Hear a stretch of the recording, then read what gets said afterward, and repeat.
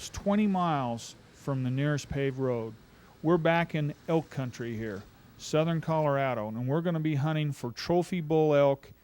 We're going to be hunting meadows up at 10,000 to 11,000 feet. The first evening finds us coming out on a big, wide, long meadow. And remember when I told you about the pre-rut? Well, the pre-rut is right now.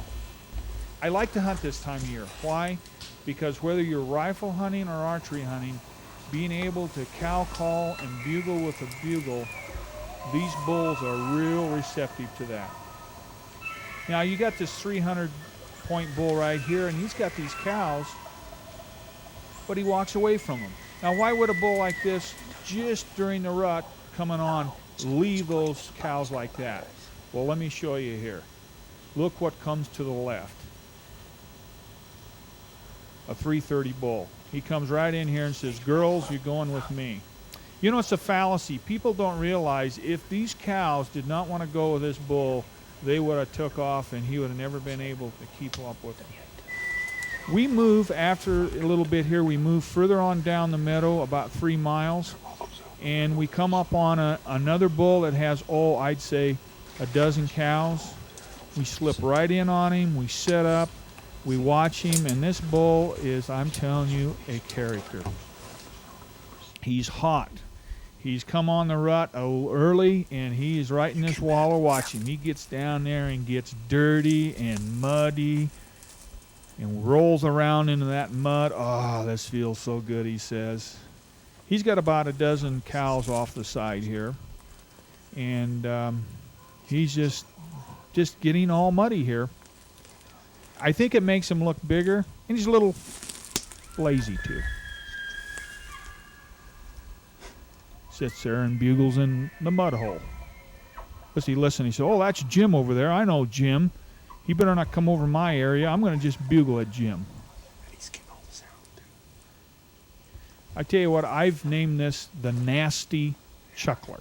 Why I named him the chuckler, you'll listen here. He chuckles after every bugle he does. Watch him here. He says, "Oh, I'm going to throw some mud up in the air."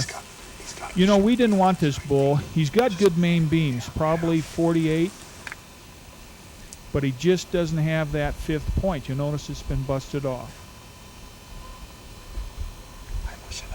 But he still would be a good trophy bull in anybody's book. But we're looking for something a little better. You know, at this time, just as these bulls are gathering cows up, it's really a good time, like I said before, to cow call, get in on a bull and bugle, or just to bugle and cow call. You don't know what kind of bull you're going to have come in. Listen to him chuckle, chuckle, chuckle, chuckle.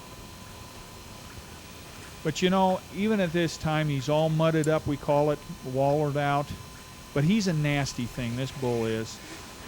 He looks over at these cows that are over to the right here, and he says, "Hey," he's got his own brand of perfume here. Now, I want you to watch this.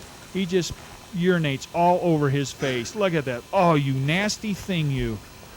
He says, "I got to get smelly for these girls." Woo. This guy is nasty.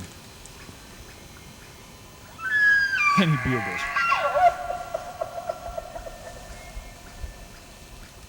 Well, we're going to leave him alone and ease down further down the meadow.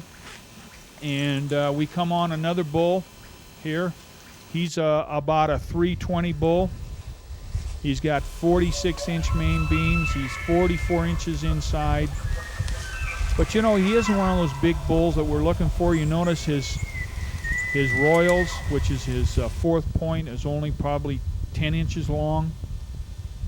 Finally, as the sun has gone down and it's just getting really too dusk to even film, out there at 800 yards, I spot this bull. Now, look when he turns there. Look how heavy his back tangs are. He's got one of those big 20-inch royals. You know, it's just too dark to do any shooting on this bull. Plus, you know, I'm shooting video here with a 20-power lens, and he's 800 yards away.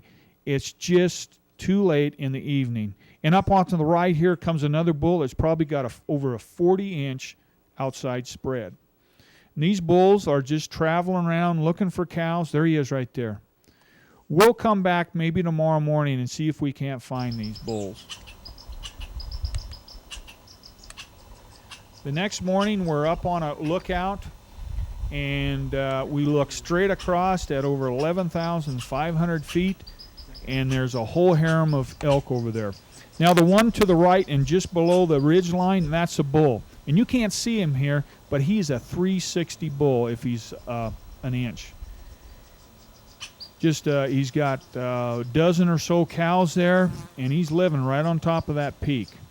You know, we hear some bugling down below us, and we look at each other and say, well, do we go to 11,500 feet, or do we go down below us and look at these bulls down below?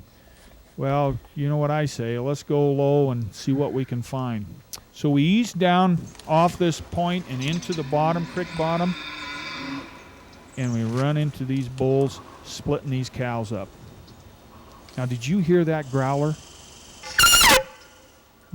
That's, I do a little squeak bull here.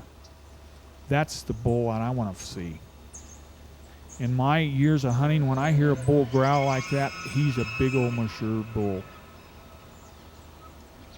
These other bulls right here are pushing these cows around, keeping each other away from them. There isn't a bull here over 330.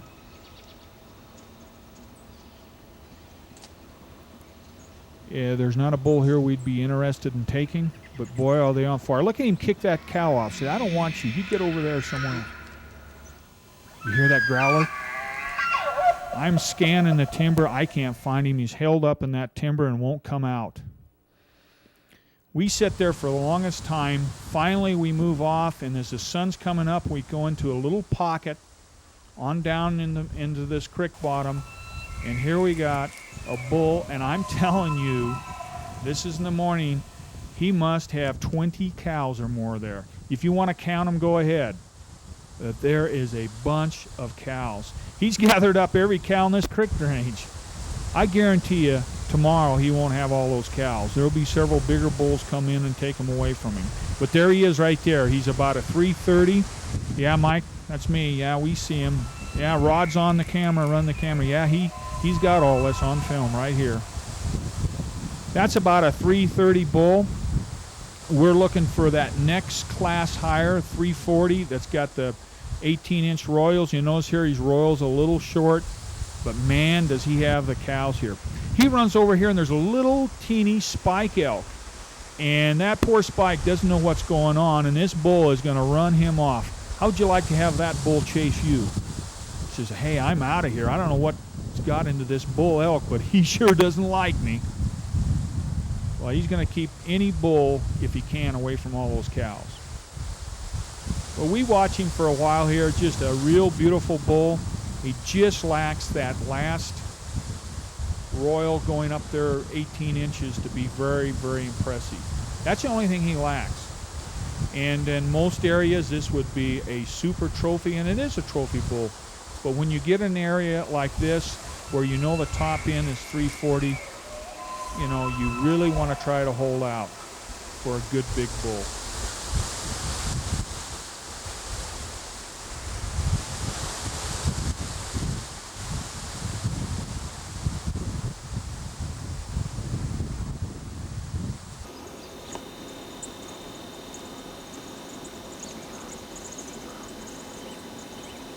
We were moving along here and come to an opening, and my hat fell off because the wind was blowing, and it went around a tree. I reached around the tree to grab the hat, and I looked up, and here was a 340 bull just going into the timber. I think he's 340.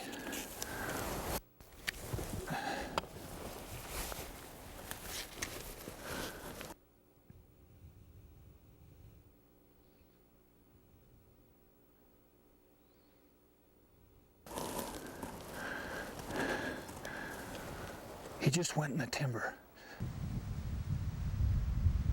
And right behind him comes this 320 bull.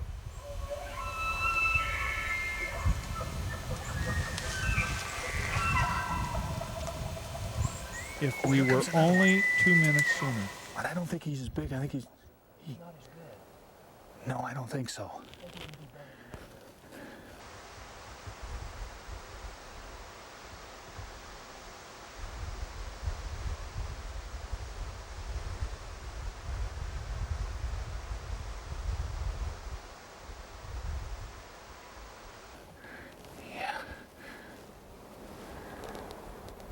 meadows and the timber.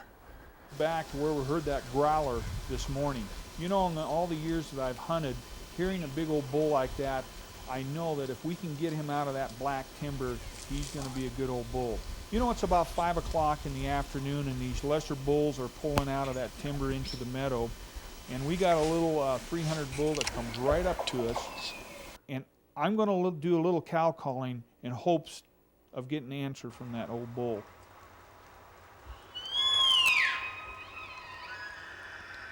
Oh, there he is. Did you listen to that? Did you hear that?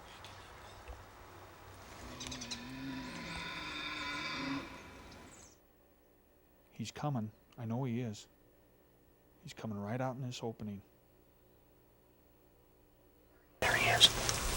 800 yards away. He just came in. Look at the black antler on this bull. I get within 300 yards of him. I still don't quite know how good he is. But he's going to turn here. He is so busy and raking the ground, he doesn't even see us. When he pulls up here, he's a 350 bull. I'm going to take him. Yeah, I'm on him. A good shot. I aimed right on his back, and that 7mm 160 grain nodular partition just took him right out. What a toad. He is really starting to rut. Big old black horn. We call in our country timber bulls with them big black antlers. Oh, is he rutting? Ooh, does he stink. Bobby says, well, I'm glad you're gutting him out instead of me. He's got 52-inch main beams, 21-inch royals. He's a 350 type bull. His royals are as wide as your palm of your hand at the base. Just a real beautiful bull.